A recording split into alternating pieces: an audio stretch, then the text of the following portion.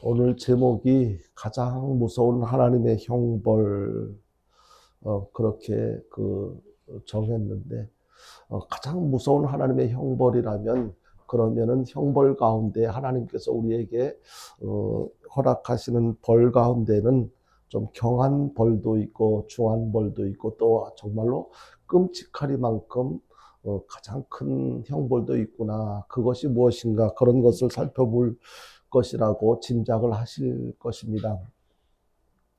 이 세상에서 살다가 이렇게 죄를 짓는 본의 아니게 또는 뭐 죄인 줄 알면서도 욕심을 충족시키기 위해서 죄를 짓는 경우들이 많이 있습니다. 그러면 죄의 그 경중에 따라서 거기에 맞는 처벌을 받게 되는데, 뭐 어떤 사람들은 뭐 징계로 끝나는 경우도 있고, 또 어떤 사람들은 이렇게 그 뭐 몇 년 형무소에 생활을 하는 경우도 있고, 무기징역을 받는 경우도 있고, 가장 큰 벌이라고 하면 사형이 아니겠습니까? 이 세상에서 주어지는 형벌 가운데 가장 무서운 벌은 사형인데, 근데 하나님께서 우리에게 허락하시는 벌 가운데 가장 큰 벌은 어떤 벌일까?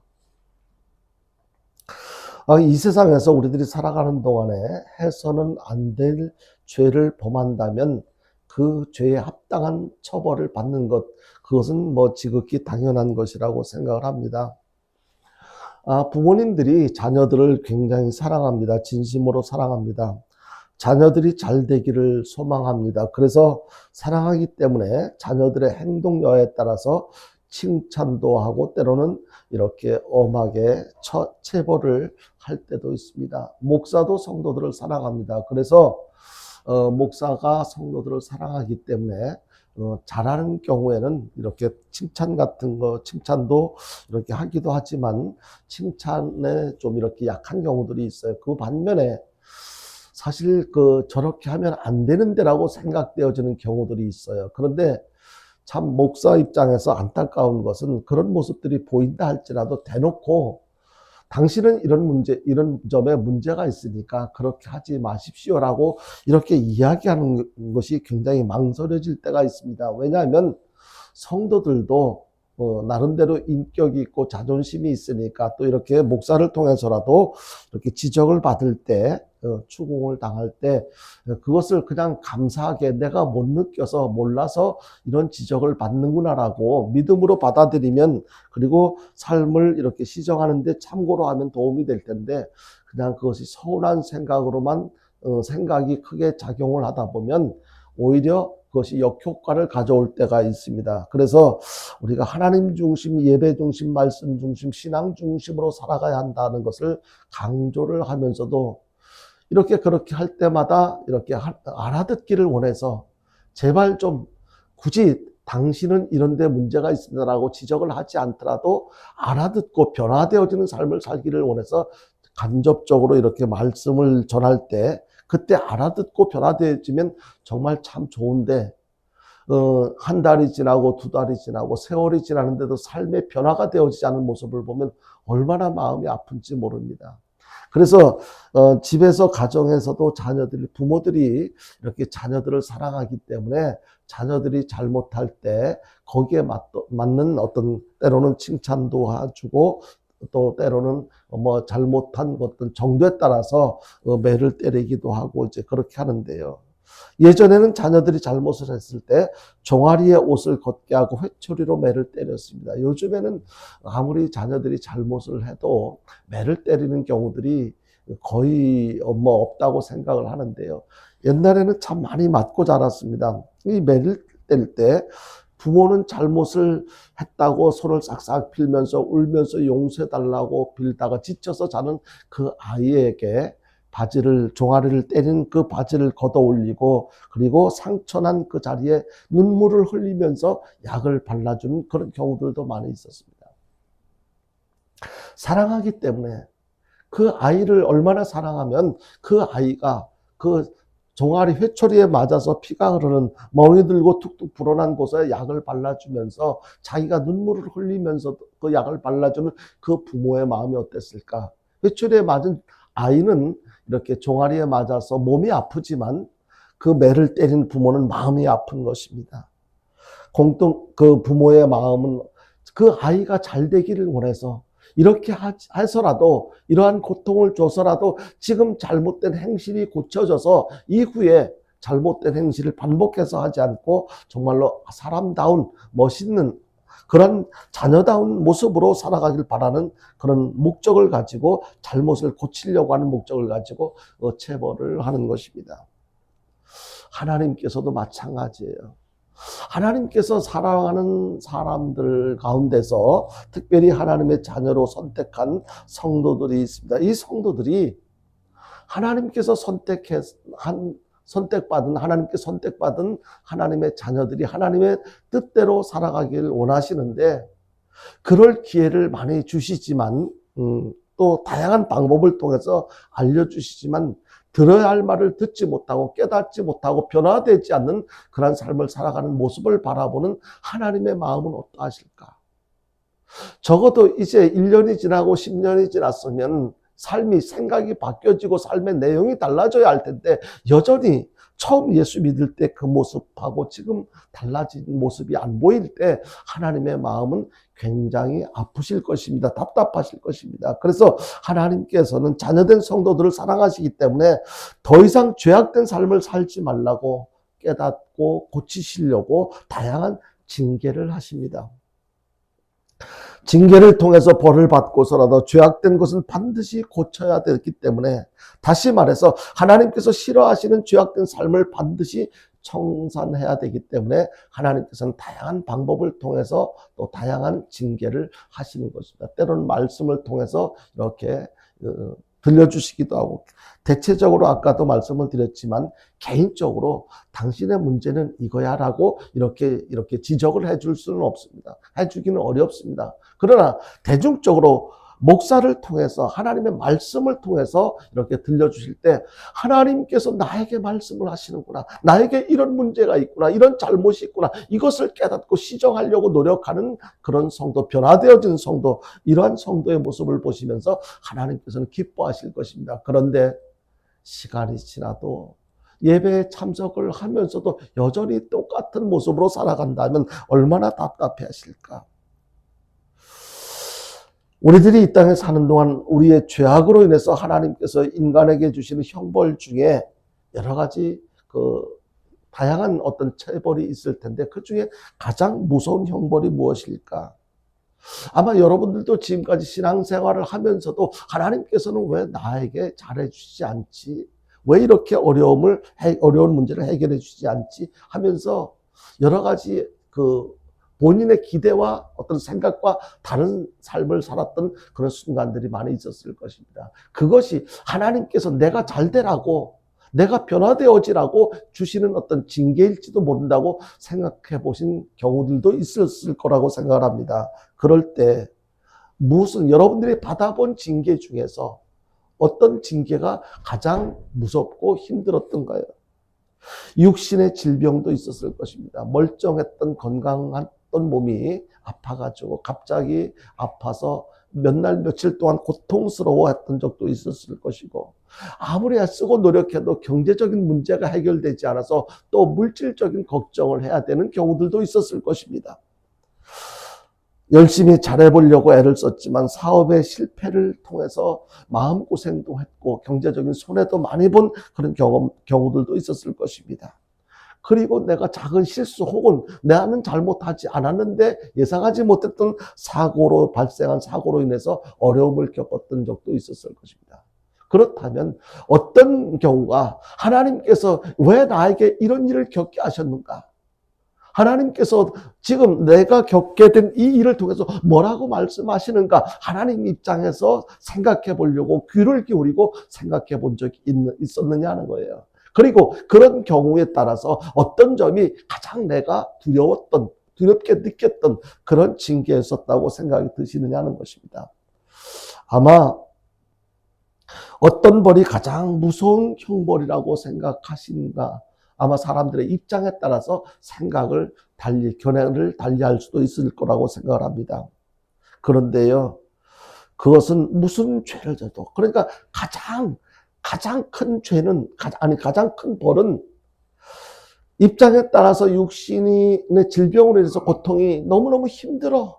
난 안 아팠으면 좋겠어. 이 아픈 것이 가장 큰 어떤 그 징계야. 또는 경제적으로 어려움을 겪는 것. 가난이 정말로 하나님께서는 부자이신데 모든 것이 다 하나님 것인데 왜 나는 이 가난의 문제를 해결하도록 왜 안 도와주시나. 이런저런 것들 내가 겪는 입장에 따라서 그것이 가장 큰 징계라고 생각할 수도 있을 것입니다. 그렇지만은요. 더 큰 징계가 있어요. 더 큰 형벌이 있어요. 이것이 무엇이냐면 오늘 말씀을 통해서 이걸 말씀해 주고 있어요. 그것은요. 사람들이 무슨 죄를 져도 무슨 잘못을 저질러도 아무리 큰 죄가 있다 할지라도 해결을 하지 않아도 그 어떤 짓을 해도 그냥 하나님께서 내버려 두시는 거예요. 너 그냥 하고 싶은 대로 해. 교회 다니기 싫으면 안 다녀도 돼. 예배 드리기 싫으면 예배 시간에 말씀에 하기 싫으면 안 해도 돼. 네 마음대로 하고 싶은 대로 해. 그냥 내버려 두는 거예요. 여러분요, 무슨 뜻인지 이해가 되십니까? 왜 내가 잘못했는데, 여전히 내가 변화되지 않았는데, 하나님의 자녀로서 이것은 이래서는 안 된다고 생각하는데도 불구하고 여전히 그렇게 하고 있는데도 하나님께서 아무 어떤 벌을 안 내리시는 것 같아. 하는 일에도 문제도 없고 내가 생활하는데도 아무 지장도 없고요. 어쩌면은 아무 문제가 없으니까 하나님께서 아무 말씀도 안 하시니까 좋을 것처럼 착각할 수도 있을지 모르겠어요. 그런데요. 그렇게 되기 전에 아마 하나님께서는요. 처음부터 그냥 내버려 두시지 않아요. 절대로요. 그냥 내버려 두실 때는요. 그동안에 다양한 방법을 통해서 말씀을 통해서 여러 가지 징계를 통해서 깨달을 수 있는 기회를 많이 주셨는데 변화되어질 수 있는 기회를 많이 주셨음에도 불구하고 그것을 하나님의 말씀에 귀를 기울이지 않고 변화되어지려고 노력하지도 않고 애쓰지도 않은 그 사람은 그냥 침묵하시는 거예요. 그냥 내버려 두시는 거예요. 내 마음대로 해. 이거요. 지금 당장은 괜찮은 것 같고 좋을 것 같지만요. 얼마나 무서운 것인지요. 이것을 오늘 말씀드리려고 하는 것입니다. 죄의 특징은요. 점점 감각이 무뎌져 가요. 내가 처음에 어떤 잘못을 저질렀을 때는요. 그냥 두려운 마음이 있어요. 하나님의 자녀로서 성도로서 이렇게 해서는 안 되는데 이러면 안 되는데 하나님께서 어떻게 생각하실까 막 두려워요. 근데 아무렇지도 않아요. 두 번째 또다시 그와 같은 짓을 해요. 세 번째 다시 반복해요. 그 다음에 아무렇지도 않았을 때 감각이 무뎌져 가지고요. 이 정도쯤이야. 죄를 지으면서도 아무런 감각이 없어요. 느낌이 없어요. 여러분 적어도 하나님의 자녀라면은요. 이 죄에 대해서 예민해야 돼요. 민감해야 돼요. 아무리 작은 것이라도 하나님께서 싫어하시는 것이 죄잖아요. 하나님께서 싫어하시는 것을 하는 것이 죄잖아요. 하나님께서 좋아하시는 것을 하지 않으면 죄잖아요. 그랬을 때 내가 이래도 괜찮을까? 항상 이 죄에 대한 예민한 그 민감한 그런 감정을 가지고 우리는 살아야 되는데 그저 그냥 세상 사람들 전혀 구원받지 않은 사람들과 다를 바 없는 그런 삶을 살아간다면 우리는 아주 심각한 거예요. 그런데도 아무 문제가 없다면 심각한 거예요. 그래서 그냥 내버려 두시는 이 형벌이 가장 왜 무서운 형벌일까?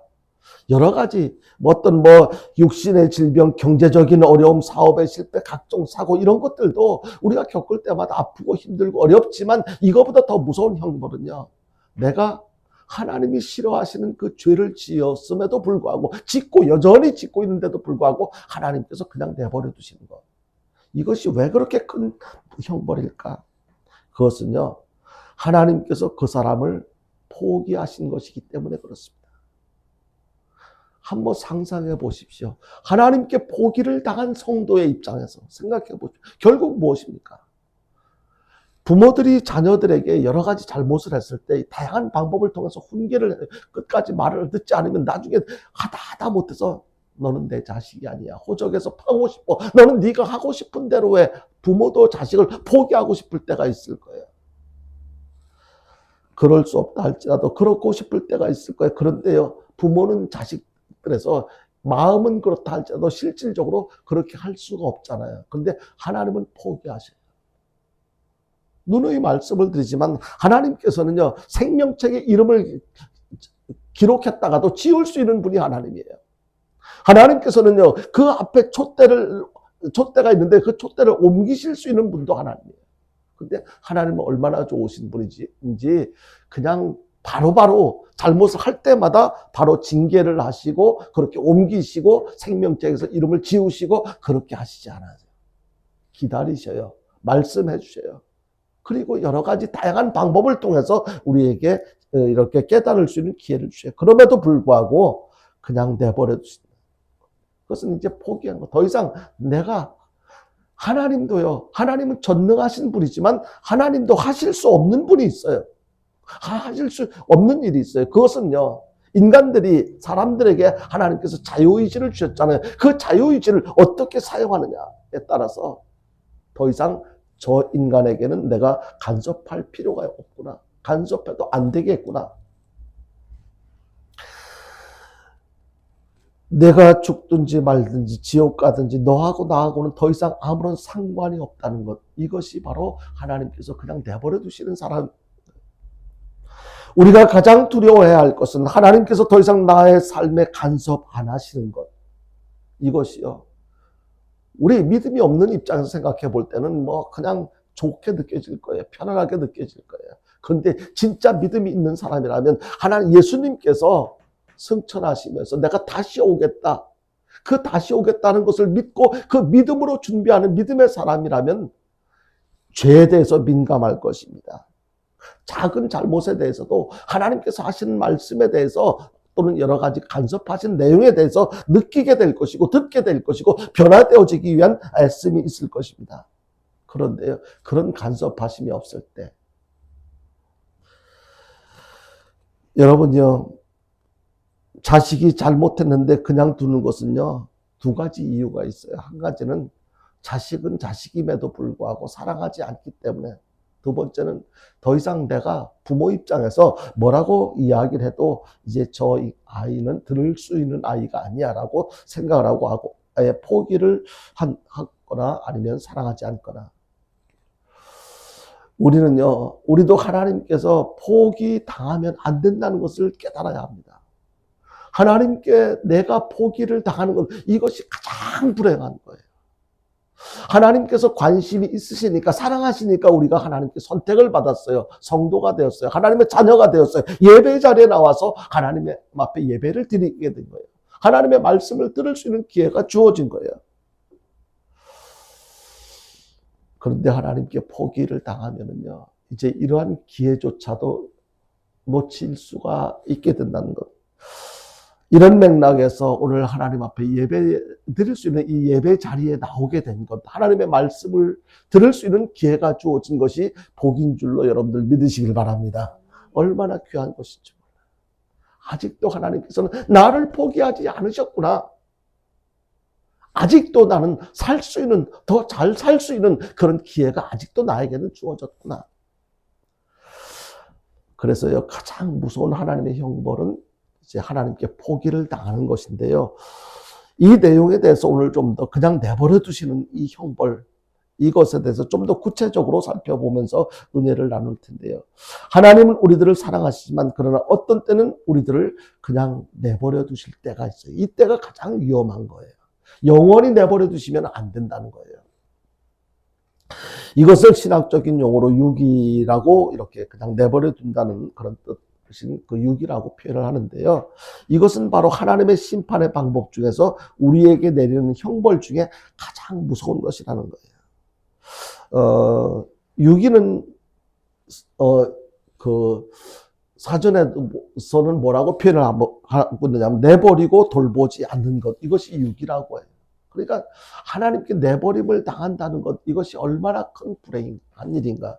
지금 당장 지옥의 어떤 뜨거운 그런 고통을 느끼지 않는다고 해서 그것이 안전할 것이 절대로 아니라는 것을 우리는 기억해야 돼요. 그래서 따라서 하나님의 심판의 방법에도 여러 가지가 있는데 가끔은 채찍으로 때리기도 하시고 고난과 역경에 처하게도 하시고요. 그러나 가장 무서운 것이 오늘 말씀드리려고 하는 하나님의 유기라는 것. 꼭 기억하시길 바랍니다. 마음에 새기시길 바랍니다. 오늘 본문에 보면은 네 가지 종류의 하나님의 유기를 설명하고 있는데요. 우리들은 이러한 내용을 통해서 경고를 받으면서 그런 처벌을 받지 않기를 주님의 이름으로 축원합니다. 여러분들은요, 하나님께서 나에게 왜 이런 경고를 하시지? 경고로 듣고 변화되어질지언정 하나님 앞에 이렇게 처벌을 받으면, 유기라고 하는 이런 처벌을 받으면 안 된다는 거예요. 오늘 우리는요, 이 말씀을 통해서 첫째로 하나님께서 원하시는 성도들의 삶은 어떤 것인지, 그리고 두 번째는 사탄이 오늘날 우리들에게 파놓은 함정이 무엇인지, 이것을 말씀을 통해서 발견할 수 있기를 바랍니다. 집중해서 말씀을 들어야지 이것을 발견할 수가 있어요. 먼저 생각해 볼 것은요, 유기는요, 하나님의 심판의 방법 중에서 가장 무서운 것이라는 거예요. 거듭 강조하지만은 유기는 하나님께 버림을 당하는 것, 하나님께 포기를 당하는 것, 이것은 가장 무서운 것, 우리들이 무서워야 할 일이라는 거예요. 하나님의 심판에는 여러 가지가 있습니다. 때로는 훈련을 시키기도 합니다. 연단을 시키기도 하시고요. 깨닫게 또 하려고 주시는 다양한 사랑의 매가 있는데요. 그러나 사람들이 하는 대로 그냥 내버려 두시는 무서운 심판도 있는데요. 오늘 말씀을 이렇게 읽으시면서 본문을 읽을 때 여러분들이 반복해서 들은 그런 용어가 있을 거예요. 24절에 보니까 내버려 두사, 26절에 내어버려 두셨으니, 28절에 내어버려 두사, 그냥 그대로 내버려 둔다는 것을 무슨 짓을 해도 그냥 거기서 그냥 내버려 둔다고 할 때 좋은 짓을 하는데 내버려 둔다는 것이 아니에요. 그 앞에 어떤 짓을 했는데 내버려 둔다는 거예요. 그대로. 그냥. 여기서 내버려 둔다는 말은요, 하나님의 유기를 말하는 것인데 더 이상 돌보지 않겠다는 것. 네가 그 짓을 계속 하든지 말든지 그냥 내버려. 결국에 유기의 결국은 뭐예요? 지옥이에요, 여러분요. 다른 길이 없어요, 여러분요. 이것은 바로 영원한 심판이기 때문에, 즉 유기 후에 우리가 맞이하게 되는 것은 영원한 지옥이기 때문에요. 그래서 두려워해야 되는 거예요.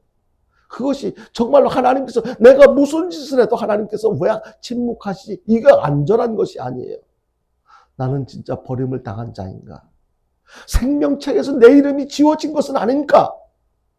내 앞에 있던 촛대가 옮겨지진 않았을까?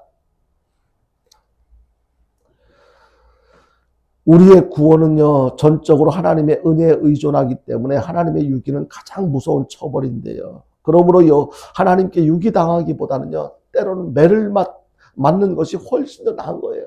그 매가 어떤 매가 되든지, 몽둥이로 맞든지, 회초리로 맞든지, 아니면 어떤 고난을 당한다 할지라도 유기를 당하면 안 된다는 거예요. 돼지게 맞고 혼나고 구원받는 것이 비교할 수 없을 만큼 훨씬 나은 거예요, 여러분요.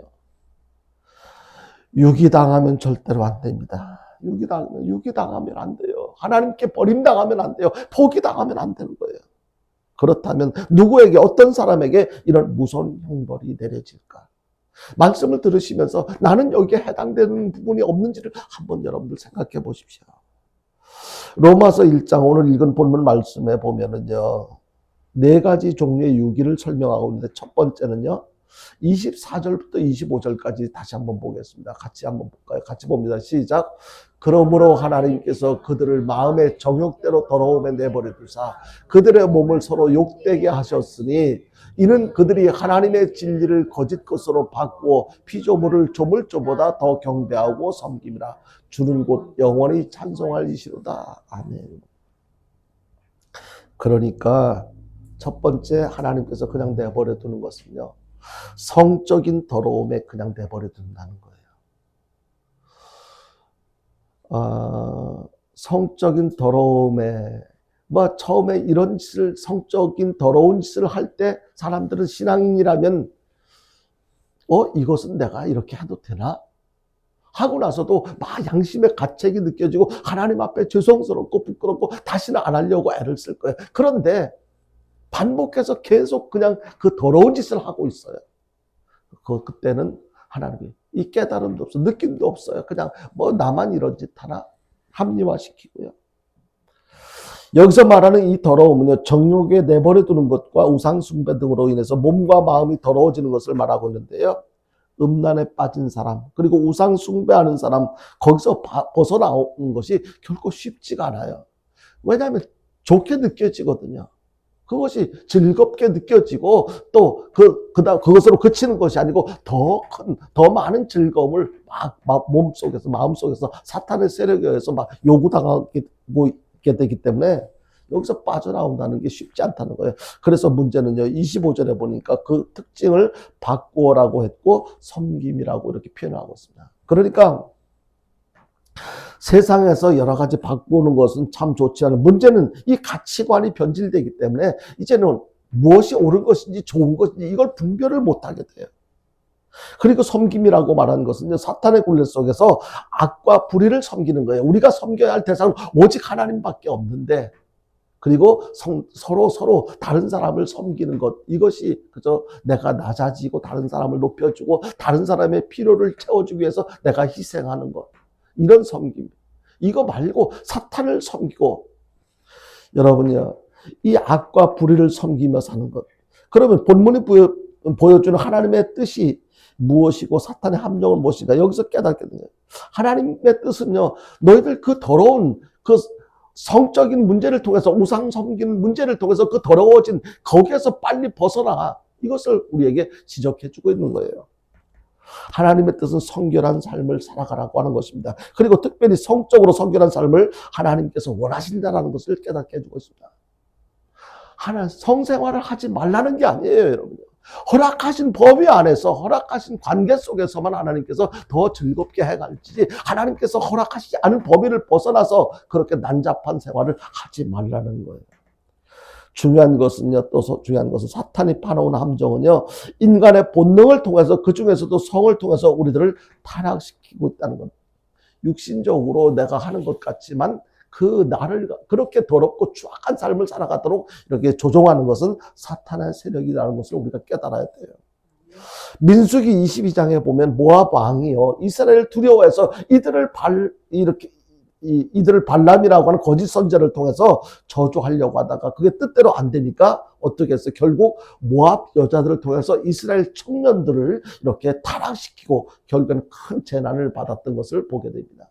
그러니까요, 사람들이 어디에 약하냐면은요, 그 성적인 부분에 가장 약한 거예요. 가난한 사람은 물질에 약하게 되겠지만 조금 먹고 살만하면 이 성적인 부분에 가장 큰 유혹을 받아요. 남자만 그런 거 아니고 모든 인간은 다 마찬가지라는 거예요. 우상의 재물을 먹게 하고 성적으로 타락시킨 것은 바로 이 사탄의 함정이었다는 것을 우리는 알아야 됩니다. 그렇기 때문에 우리는요, 우상 숭배를 멀리하고 성적 순결을 지켜야 할 것을 이 말씀을 통해서 깨닫게 해주고 있습니다. 이런 말씀을 듣는데도 아무 느낌이 없고, 아니면 그냥 여전히 세상 사람들, 지금 온통 우리들의 눈에 보여지고 들려지는 세상 모습이 어떤 모습입니까? 그리고 두 번째는요, 자연 법칙에 반하는 부끄러운 욕심을 그냥 그대로 내버려 둔다고 26절이야 27절에서 말씀하고 있습니다. 26절부터 한번 같이 다시 보겠습니다. 같이 봅니다. 시작. 이 때문에 하나님께서 그들을 부끄러운 욕심에 내버려 두었으니 곧 그들의 여자들도 순리대로 쓸 것을 바꿔 영리로 쓰며 그와 같이 남자들도 순리대로 여자 쓰기를 버리고 서로 향하여 음욕이 부릴 듯하며 남자가 남자와 더불어 부끄러운 일을 행하여 그들의 그릇 때문에 상당한 보응을 그들 자신이 받았느니라. 하나님의 순리가 있어요. 가정생활을 하고 성생활을 하는 것도 하나님의 순리가, 하나님께서 정해놓으신 그 순리가 있어요. 그런데 그것을 벗어나서 뭐라고 지적하고 있습니까? 남자들도 순리대로 여자 쓰기를 버리고 서로 향하여 음욕이, 남자들끼리 요새요, 참 여러 가지로 표현하기도 어려울 만큼, 넘서스러울 만큼 부끄러운 일들이 얼마나 많이 자행되어지고 있습니까? 무슨 동성연애, 그것이 어떻게 가능하고, 하나님께서는 절대적으로 하나님의 그 순리, 하나님께서 창조의 섭리에 전혀 맞지 않는 것을 주장하고 또 그것을 인정하는 어떤 법이 제도화되어지고, 얼마나 안타깝습니다. 이 자연 법칙을 어기는 거예요. 하나님의 창조의 섭리를 어기면서 인간이 즐기려고 타락된 모습을 보여주고 있는 것입니다. 오늘날 요즘에는 좀 그런 소식이, 의학이 발달해서 그런지 잘 안 들립니다만은 한참 동안 그 성병 중에 두려워해야 할 병 중 가운데 에이즈라는 것을 한참 강조한 적이 있습니다. 그 에이즈가 어디에서 나왔습니까? 바로 원숭이로부터 발생된 병인데, 그게 인간이 사람들끼리 어떤 성관계로 그치는 것이 아니고 원숭이와 이렇게 성관계를 통해서 원숭이에게서 발생되어진 것이 바로 이게 에이즈 아닙니까? 원숭이의 병이, 부패한 인간이 원숭이와 성적 접촉을 가짐으로 인해서 시작된 병이 바로 에이즈라는 거예요. 우리가 자연스럽다는 말을 많이 하는데 그 자연스러운 것이 좋은 거예요. 이 자연스러운 것은 하나님의 창조의 섭리에 맞다는 거예요. 그런데 이 자연스러움을 벗어나서 오늘 본문이 주는 이 하나님의 뜻이 무엇입니까? 그것은 자연을 훼손하거나 파괴하면 결국 그 피해가 인류에게 돌아올 수밖에 없다는 것을 말씀하고 있습니다. 또 에이즈 같은 성병은 자연의 법칙을 어긴 데서 온 것을 이렇게 경계해 주고 있는 건데, 자연의 법칙을 어겼기 때문에 발생되어진 병이기 때문에 자연의 법칙, 다시 말해서 하나님의 순리대로 살아야 돼, 이것을 말씀하고 있는 것입니다. 하나님의 창조의 섭리에 맞는, 다시 말해 자연 법칙에 맞는 삶을 살아가는 저와 여러분들 될 수 있게 되기를 주님의 이름으로 축원합니다. 그리고 세 번째는요, 어떤 것을 그냥 내버려 두신다고 말씀하셨느냐면요, 28절부터 31절까지 우리 다시 한번 보겠습니다. 같이 봅니다. 시작. 또한 그들이 마음에 하나님 두기를 싫어하며 하나님께서 그들을 그 상실한 마음대로 내버려 두사 합당하지 못한 일을 하게 하셨으니 곧 모든 불의, 추악, 탐욕, 악의가 가득한 자요, 시기, 살인, 분쟁, 사기, 악독이 가득한 자요, 수군수군하는 자요, 비방하는 자요, 하나님께서 미워하시는 자요, 능욕하는 자요, 교만한 자요, 자랑하는 자요, 악을 도모하는 자요, 부모를 거역하는 자요, 우매한 자요, 배약하는 자요, 무정한 자요, 무자비한 자라. 그냥 내버려 두는 사람은 어떤 사람, 여기에 가만히 생각해 보면 나 여기에 나도 해당되는데, 이런 것이 느껴지는 부분들이 있을 거예요. 오늘 본문 말씀을 다시 한번, 성경 오늘 본문 말씀을 한번 천천히 자세히 한번 찾아서 읽어보십시오. 이 말씀은 모든 죄악이 바로 이런 상실감에서 나왔다는 것을 알게 되는데요, 가장 큰 상실은 하나님을 잃어버리는 거예요. 이것들이 내 마음속에 하나님이 안 계시기 때문에, 하나님이 안 계시기 때문에, 내 하나님을 잃어버렸기 때문에 이런 것들을 나도 모르게 하고 있다는 거예요. 여기서 가장 무서운 것이 바로 이 자살인데요. 무엇이 자살입니까? 이 자살은요, 자살의 정의는요, 그냥 나를 죽이는 것, 이렇게 생각할 수 있지만, 장차 초래될 결과를 미리 알고, 그러니까 미리 앞으로 내가 아무리 수고하고 노력해도 안 될 거야, 이 문제는 다시 회복될 가능성이 없어, 그렇게 짐작하고 생각하고 자신에게 대해 나를 살인하는 행위, 그게 자살이에요. 우리나라는 자살자가 매일 38명 정도라고, 예전에 이렇게 나온 통계 자료에, 지금은 훨씬 더 늘어났을지도 모르겠습니다만은 38명 정도. 제일 많은, 자살을 많이 하는 연령 분포에 보면 40대가 가장 많고, 그 다음이 60대라고, 그리고 남자들보다 여자들이 자살을 많이 한다고 이렇게 통계적으로 이렇게 나와 있는데, 표현하고 있는데요. 여기에 보면요, 노인들 자살률이 굉장히 높아지고 있습니다. 왜 노인들이 자살할까? 그것은요, 급속한 고령사회로 진입하면서 생겨진 빈곤 또는 고독, 무의, 병고, 여러 가지 그 고통 때문에 이제 자살을 하게 되는데요. 그런데 어거스틴이 이 자살에 대해서 뭐라고 말을 했느냐면, 이 자살은요, 절대로 용서받을 수 없는 살인이라고 이렇게 정의를 내렸어요. 여러분요, 아무리 삶이 힘들고 어렵다 할지라도 자기를 죽이는 그 자살을 해서는 안 될 줄로 여러분들이 확실히 믿으시길 바랍니다. 자살하면 안 돼요, 여러분요. 살면서 겪게 되는 여러 가지 어려움들이 있어요. 고통이 있어요. 그렇지만 자살을 하면 안 돼요, 여러분요. 다른 사람을 죽여서도 안 되지만 나를 내가 스스로 죽이는 것, 그것은 안 돼요. 절대로 안 되는 거예요. 거듭 말씀드리지만 절대로 자살은 안 되는데요. 자살을 없애는 것은 그러면은요, 부유해지면 될까? 경제적으로 좀 윤택해지면 될까? 여러분요, 자살하는 사람들이요, 수가 가난한 사람보다 잘 사는 사람, 우리가 생각할 때 형편이 좀 좋고 또 사람들에게 인기도 있고 그런 사람들이 훨씬 더 자살률이 높아요. 그런 거 보면 이 부유해지는 것만이 자살 문제를 해결할 수 있는 방법이 아니고, 진짜 자살 문제를 해결한 그 이유가 바로 무엇 때문에, 무엇을 상실했기 때문에요? 하나님을 상실했기 때문에. 내 안에 하나님이 안 계시기 때문에 이런 자살을 하게 되는데, 결국 이 자살의 문제를 해결하기 위해서는 이 믿음을 가질 수 있도록, 하나님에 대한 믿음을 가질 수 있도록, 그리고 미래에 대한 비전과 확신을 가질 수 있도록, 그렇게 하나님을 잃어버린 그 상실감에서 회복되어질 수 있도록 도와주는 것, 그것이 자살 문제를 해결할 수 있는 유일한 방법이라는 것을 알 수가 있습니다.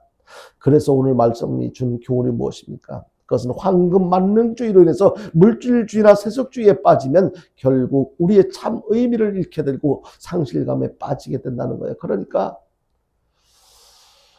제가 언제 저 자신도요, 너무 어려웠을 때, 13살 때 어머니가 가출을 하고 성인이 될 때까지, 그때는 자살을 미처 생각하지 못해. 너무 바쁘니까 동생들을 살려야 되니까 자살할 생각을 못했어요. 근데 나중에 좀 더 성인이 되었을 때, 형편이 좀 나아졌을 때 생각해 보니까 차라리 이럴 바에는 죽어버릴까, 이런 생각을 하게 돼요. 그러니까 자살을 생각할 수 없을 만큼 바쁠 수도 있어요. 가난하다고 해서 다 자살하는 것은 아니에요. 우리의 마음속에 사악하고 타락한 마음을 속히 버려야 됩니다. 상실감을 믿음으로 속히 회복하는 것, 이것이 어떤 문제든지, 어려운 문제든지 회복하고 이렇게 일어설 수 있는, 디딤돌로 삼을 수 있는 유일한 길이에요. 다시 믿음을 회복하는 것. 결국 하나님의 마지막 유기는요, 최후의 심판을 받도록 그냥 내버려 두셨는데, 본문 32절을 다시 한번 보겠습니다. 32절을 같이 봅니다. 시작. 그들이 이 같은 일을 행하는 자는 사형에 라고 하나님께서 정하심을 알고도 자기들만 행할 뿐 아니라 또한 그런 일을 행하는 자들을 옳다 하느니라. 여기에 사형에 행하는, 그러니까 하나님의 말씀들, 하나님이 내버려 두실 만큼 잘못된 짓을 하고 있는 사람들, 그들이 이 같은 일을 행하는 자는 결국에 어떻게 된다고? 사형에 해당된다고 말씀하고 있습니다. 이 사형이라고 하는 것은 최후의 심판인 지옥의 심판을 말하는데요, 이것은 또 다른 의미의 그 유기라고 표현을 할 수가 있습니다. 가장 무서운 것은 영원한 유기인 바로 지옥이라는 거예요. 지옥에 들어가면 어느 누구도 나올 수가 없습니다. 마지막에 사탄이 지옥에 떨어지게 될 것이고, 그리고 사탄에 속한 자들이 다 거기에 떨어질 수밖에 없다는 거예요. 이 유기에서 속히 벗어나야 합니다. 아니, 유기 당하지 않도록 우리 정신 똑바로 차리고 신앙생활 잘해야 돼요. 하나님께 버림당하지 않도록. 거듭 말씀드리지만 지옥은 실제로 존재하고 있기 때문에 우리들은 신앙을 버리면 안 돼요. 하나님에 대한 믿음을 버리면 안 됩니다. 먼저 영적으로 거듭나서 하늘의 소망을 가지고 있지 않으면요, 마침내 지옥의 심판을 받을 수밖에 없게 된다는 것을 우리는 기억해야 될 것입니다. 이 지옥에서 벗어나서, 지옥의 심판에서 벗어나는 방법은 오직 예수 그리스도를 믿음으로 구원을 받는 길밖에 없다는 것을 여러분들이 믿으시길 바랍니다. 여기에 우리가 여러분요, 궁금해할 것이 있어요. 하나님께서는요, 왜 그냥 내버려 두실까? 왜 유기하실까? 하나님은 전능하신 분인데 왜 유기하실까? 그 이유가 궁금하지 않습니까? 하나님 또다시 하나님의 능력으로, 좀 아무리 자유의지를 통해서 사람들이 잘못한다 할지라도 하나님 좀 그렇게 하지 않으시면 더 안 좋을까 생각할 수 있어요. 그런데 그 이유를 본문에서 설명을 하고 있습니다. 오늘 읽지 않았는데요, 18절이야 23절까지 보면 이렇게 말씀하고 있습니다. 18절부터 여러분들 성경이 있으신 분들은 한번 보세요. 18절부터 21절까지 제가 읽을 텐데 한번 들어보십시오. 하나님의 진노가 불의로 진리를 막는 사람들의 모든 경건하지 않음과 불의에 대하여 하늘로부터 나타나니 이는 하나님을 알만한 것이 그들 속에 보임이라. 하나님께서 그 일을 그들에게 보이셨느니라. 창세로부터 그의 보이지 아니하는 것들 곧 그의 영원하신 능력과 신성이 그의 만드신 만물에 분명히 보여 알려졌나니 그러므로 그들이 핑계하지 못할지니라. 하나님을 알되 하나님을 영원하게도 하지 아니하고 감사하지도 아니하고 오히려 그 생각이 허망하여지며 미련한 마음이 어두워졌나니 스스로 지혜 있다나 어리석게 되어. 결국 여기서 깨달을 수 있는 것은요, 하나님에 의해서 우리는 모든 사람은 지음을 받았잖아요. 하나님을 알만한 지식이 있어요. 그럼에도 불구하고 어떻게 한다고요? 분명히 하나님을 알만함에도 불구하고 사람들이 하나님보다도 죄를 선택했다는 거예요. 그래서 그냥 내버려 둔다는 거예요. 뻔히 하나님의 거룩하심, 하나님을 알고 있으면서도 하나님을 선택해야 되는데, 하나님의 말씀에 순종해야 되는데 죄를 선택했다는 거예요. 죄를 택하면요, 죄의 노예가 되고 죄가 즐거움과 행복을 가져다 준다는 그 거짓말에 속아 넘어가게 된다는 거예요. 그러나 죄는 모든 것을 파괴하고 맙니다. 몸도 가족도 결국 영혼도 직업도 생각도 생명도 모든 것을 이 죄가 파괴하고 만다는 거예요. 그리고 또 하나님께서 그냥 내버려 두시는 이유는요, 하나님을 등지기 때문에 그래요.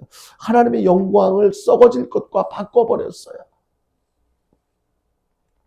인간이 하나님을 등지면요, 하나님은 인간을 버릴 수밖에 없습니다. 그래서 자기 길을 그냥 가도록 그냥 내버려 두시는 거예요. 오늘 말씀처럼 방금 그냥 내버려 두사 그냥 내버려 두시는 거예요. 포기하시는 거예요. 알아서 해라. 영적으로 버리시는 것입니다. 자기가 선택한 대로 그냥 네가 알아서 살아. 이제 네가 죽든지 살든지 지옥에 가든지 난 너하고는 상관이 없어. 그거요, 얼마나 무서운 것인지요. 그러면 이런 상황에서 마지막으로 우리가 생각해요. 그럼 우리는 어떻게 해야 되느냐? 우리는 어떻게?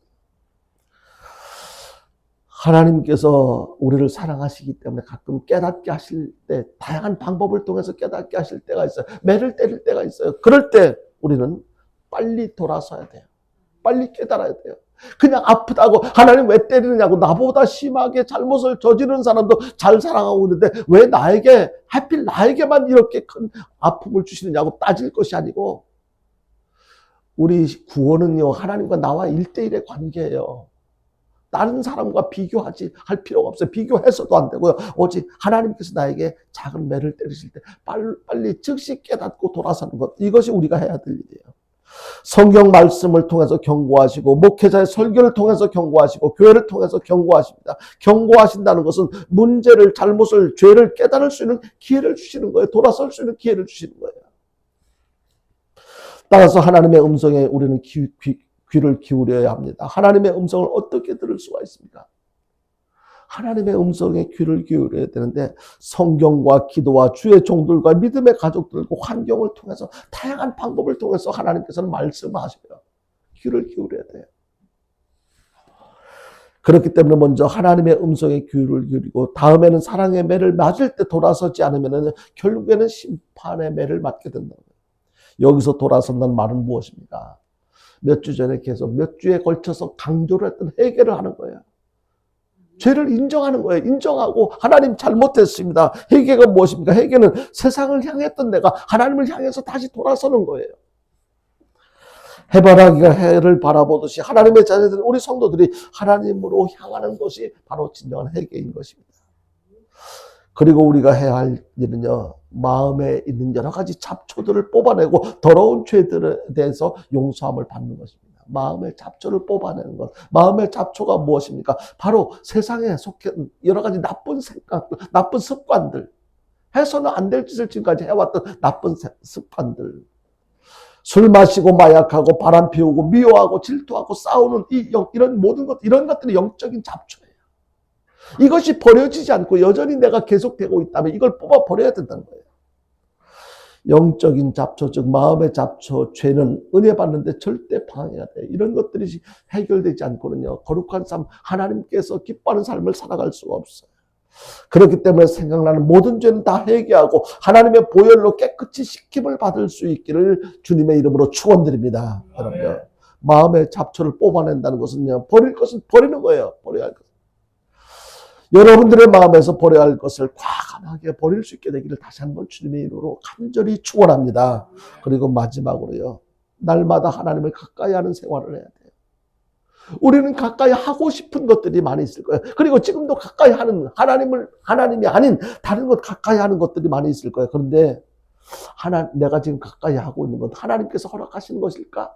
하나님께서 기뻐하시는 것일까를 우리는 냉정하게 살펴볼 필요가 있습니다. 우리가 무엇을 가까이 하느냐에 따라서 이렇게 변화되게 되는데요. 우리가 잘 아는 맹모가 왜 3번이나 이사를 갔습니까? 그만큼 환경이 중요하기 때문에 그런 것 아니겠습니까? 이 환경에 영향을 받기 때문에 자식을 공부하는 환경 속에 넣어주기 위해서 힘들고 어려운 이사를 그렇게 반복해서 했던 것입니다. 예수 믿는다고 하면서도 세상 친구가 너무 많아서 그들과 함께함으로 인해서 마치 목욕탕에 가서 온탕과 냉탕을 왔다 갔다 하는 것처럼 그렇게 사는 사람들도 적지 않게 많이 있는데요. 여러분요. 이제는 달라져야 돼요. 어떻게 달라져야 됩니까? 아직 믿지 않는 세상 친구들이 있다면 이제 그들은요, 내가 즐기기 위한 대상이 아니고 그들의 영혼을 긍휼히 여기는 마음으로, 불쌍하게 여기는 마음으로 그들을 전도하는 대상으로 바뀌어져야 될 줄로 믿으시길 바랍니다. 바뀌어져야 돼요, 이제는. 그때는 내가 술 마시고 춤추고 노래하고 즐기기 위한 그런 친구들, 그런 벗이었지만 이제는 그 영혼을 불쌍히 여기는 그런 긍휼히 여기는 그 마음을 가지고 어떻게 하면 저 친구를 전도할까? 구원시킬까? 그러면은요, 구체적으로 하나님을 가까이 하는 생활이 무엇입니까? 하나님을 가까이 하는 생활은요, 지속적으로 기도하는 거예요. 하나님 앞에 기도하는 거예요. 너 이 기도 많이 해야 된다고 하는 이야기를 딱 들으니까 여러분들 머리가 아플 거야. 내가 하루 24시간 동안 내 기도하는 시간 아무리 생각해봐도 10분도 채 안 되는데 30분도 안 되는데 여러분들 아니야, 이거 빨리 바뀌어줘야 돼요. 기도하는 생활, 지속적으로 기도하고 말씀을 읽고 연구하고 또 말씀대로 실천하는 삶, 이것이 바로 우리가 해야 할 일이에요. 창세기 8장 21절부터 24절에 보면 에녹이라는 사람이 나와요. 이 에녹이라는 사람은요, 그가 한평생 한 일을 보면은 두 가지밖에 없어요. 한 가지는요, 아들 무두셀라를 낳은 것 같고, 또 한 가지는 하나님과 동행한 것. 이거 두 가지밖에 없어, 크게. 근데 이 에녹이라고 하는 사람은요, 65살에 무두셀라를 낳아서 300년을 하나님과 동행했다고 성경을 말씀하고 있습니다. 그리고 몇 살을 살았냐면요, 이 에녹은 369세를 살았어요. 그가 낳은 무두셀라는 우리 사람들 중에 가장 오래 산 969세를 살았어요. 비교적 에녹은 그때 당시 평균 수명으로 볼 때 짧은 인생을 살았는데 그 에녹은 죽지 않고 하나님 앞에 들림을 받았어요. 신앙 영웅들을 기록하는 히브리서 11장에 보면 에녹은 믿음으로 살다가 죽음을 맛보지 않고 천국으로 옮겨진 사람이라고 그렇게 기록하고 있습니다. 이 말에서 에녹은요, 하나님을 가까이 하는 생활을 했다는 것을 알 수가 있습니다. 아무나 하나님께서 기뻐하는 삶을 살아갈 수 있는 것이 아니고 하나님을 가까이 하는 삶을 살아가는 거예요. 그저 특별한 일이 없어도 괜찮아요. 이제 말씀 맺습니다. 오늘 우리는요, 로마서 1장 전체를 본 것이 아니고 한 부분을 보았습니다. 이 부분을 통해서 죄로 인해 받는 가장 무서운 벌은 어떤 벌이라고요? 하나님 어떻게 해서든지, 사람들이 어떻게 살든지, 그냥 지멋대로 이렇게 살든지 저렇게 살든지, 어떤 죄를 짓든지 그냥 그가 하는 대로 그냥 내버려두는 이 유기, 이것이 가장 무서운 벌이라는 것을 우리는 깨달아 알게 된 것입니다. 내가 잘못했는데도, 분명히 잘못했는데도, 죄를 지었는데도 아무 일도 일어나지 않는다는 것은 하나님께로부터 버림을 당했다는 증거랍니다. 이제 잠시 후가 되면 당연히 지옥으로 떨어질 수밖에 없다는 것을 우리는 충분히 예측할 수가 있습니다. 얼마나 끔찍한 일입니까? 내가 만약에 하나님께 그런 유기를 당한다면 얼마나 끔찍한 결과입니까? 이러한 사실을 기억하면서 항상 하나님과 동행하며 살아가는 저와 여러분들 될 수 있게 되기를 주님의 이름으로 축원합니다. 현대 가장 무서운 병 중에 하나가 우울증이라고 합니다. 이 자살은 바로 이 우울증으로 인해서 생겨지는 경우가 많은데요. 무서운 것은 예수 믿는 사람들 가운데도 이 우울증 환자가 적지 않다는 것이, 이것이 문제예요. 뭐가 문제겠습니까? 예수를 믿긴 믿는데 인간적인 부분을 더 많은 비중을 차지하고 있기 때문에 하나님보다, 그래서 우울한 것 아니겠습니까? 그렇기 때문에 우리는요, 하나님께서 유기하시지 않도록, 하나님께 유기당하지 않도록 항상 깨어 있어서 기도하고 말씀대로 순종하며 날마다 주님과 동행하는 삶을 살다가 승리하는 저와 여러분들 될 수 있게 되기를 주님의 이름으로 축원드립니다.